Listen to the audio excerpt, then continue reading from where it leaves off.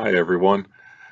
Wanted to give a short report, an update from Wednesday night. We had a wonderful business meeting, and I would point you to an all-church emailing that went out from Mike and the office to kind of recap what we covered in that meeting. We had reports from all of the staff, report from our Child Development Center, and the wonderful things that they have been doing to keep their children safe and work with their families.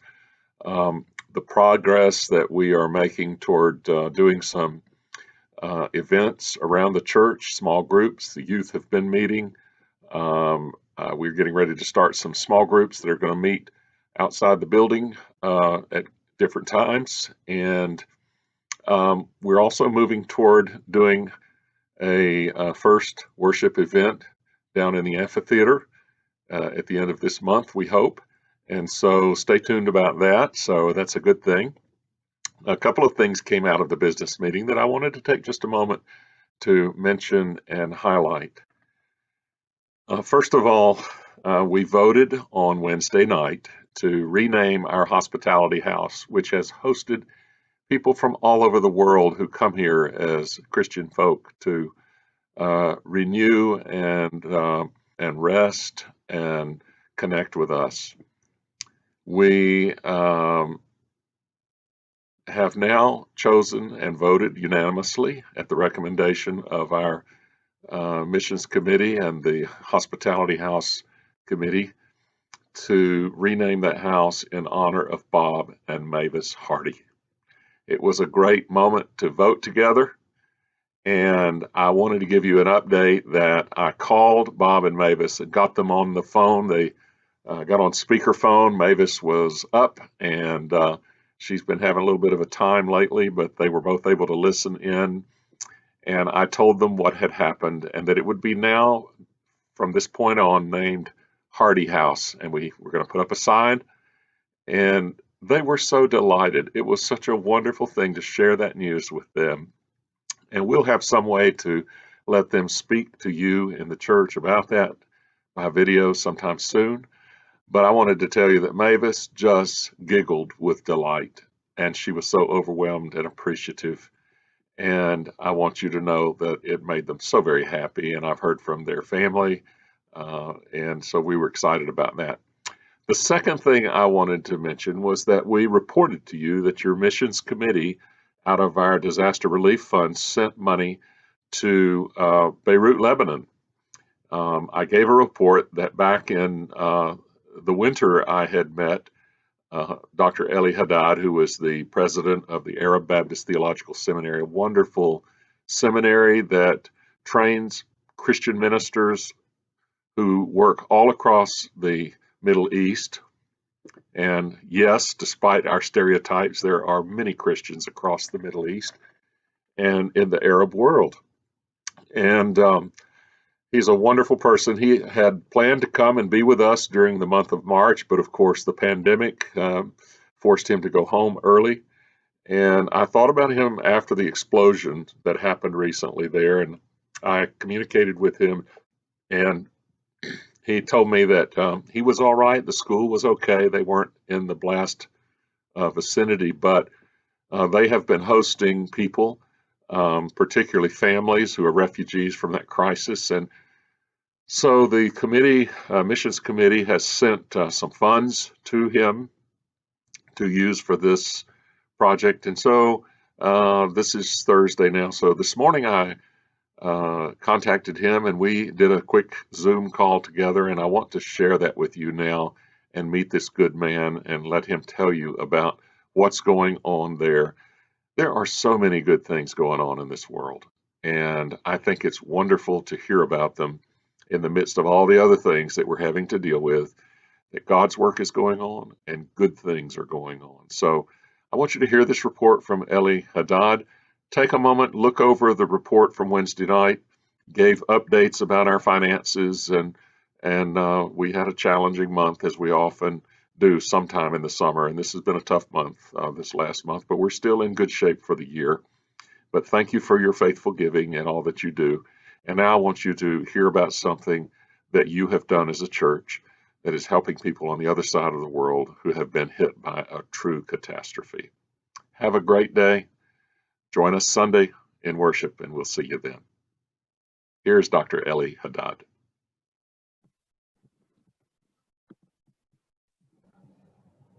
Well, good morning. Hello, Gary. How are you doing? Oh, isn't this amazing? What are you doing fully dressed at 7 a.m.? Oh, I'm going to have coffee with Dr. Fisher Humphreys.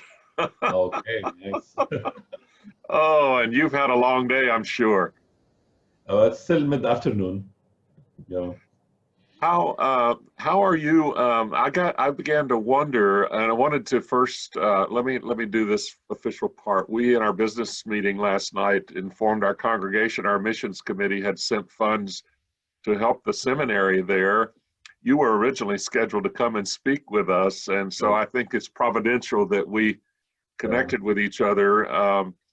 But there's a lot of compassion in spite of everything going on here, after seeing those horrific images from Beirut and that beautiful city and just the devastation that's there. How are people holding up? It's a bit tough, Gary. You know, we've been in crisis after crisis for a while.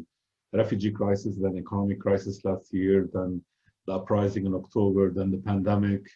We have hyperinflation. Our Lebanese pound has lost about 70% of its purchasing power. We're experiencing poverty like never before in Lebanon. Lebanon was a lot of educated people, a lot of middle class, and that is disappearing. So it came at a very tough time, and now this has destroyed so many homes and businesses. So you can understand the anxiety that's coming out of this, and Certainly, uncertainty and all of that. Yeah. And the seminary just opened up your buildings to bring in refugees from this crisis. And how are those families holding up? Good. So we already had about 20 first responders at our guest house. We're hosting them. They're using two of our floors to quarantine some of their first responders, those who are dealing directly with coronavirus patients. And now we're opening up to families that have lost their homes. Today, we got visited by the HR manager of one of the big hospitals that was destroyed in the explosion. They want to house nurses at ABTS. They want to try and get back into serving Beirut very quickly. So we're eager to serve. That's where we are. You know, Gary, in the middle of all of these conflicts and volatility and violence in the region, it's prime opportunity for the gospel. It's prime opportunity to do something about it, to be that source of hope in the middle of despair. So there's a lot to do. There's an extraordinary opportunity for students in a theological setting to actually do the things they are reading about and studying about and connect ministry to a crisis event, and that's a positive thing. Yes, absolutely. Yeah. Well, how are you and your family doing? I know you were not directly affected, but it's very stressful. We're doing well. It's been hard to put boundaries around work or ministry, so it's like 24 hours a day, 7 days a week type of thing. So it gets a bit draining. But moving from feeling sorry for ourselves to serving others makes a big difference. So we have a lot to do. We have a community to lead. So we want to lead positively, we want to lead with passion and commitment. So we are sort of at the front line of this. So it's not the time to relax and take it easy. It's the time to engage. Hopefully the stress of it will end soon. Well, I want you to know that Vestavia Hills Baptist Church, whom you have not met, but you will when we somehow can all get together. Yes. What a year this is. But this is a great way for us to begin our relationship, and I want to just introduce my congregation to say this is a wonderful man. We had an opportunity to meet earlier this year, and I wanted you to see his face And Yeah. we will put you on our constant prayer list here so our people will begin to pray for the seminary and the city and the people of Beirut. I have a friend who used to live in Beirut, and he told me about what a wonderful city it is. We don't get enough of the fullness of the people there of any place, but we just want you to know we're thinking about you, and we will pray for you and pray for the work. And so thankful that Baptists have a seminary there in that place to stand in there and do the work of God. This is very encouraging for us to see the global body of Christ come alongside us and encourage and support. And this is amazing. So thank you very much for doing that. We will continue to stand alongside you and be prayerful, and let you and I talk from time to time. And I'm going to tell other friends about what you are doing and make this known out so that we can respond, because this love is a very powerful antidote to all the terrible things that we can feel at times like this. Absolutely. And I'll make sure, Gary, that you get our newsletters. This month will get out tomorrow, so I'll make sure that you receive it. So thank you. And update the congregation as well.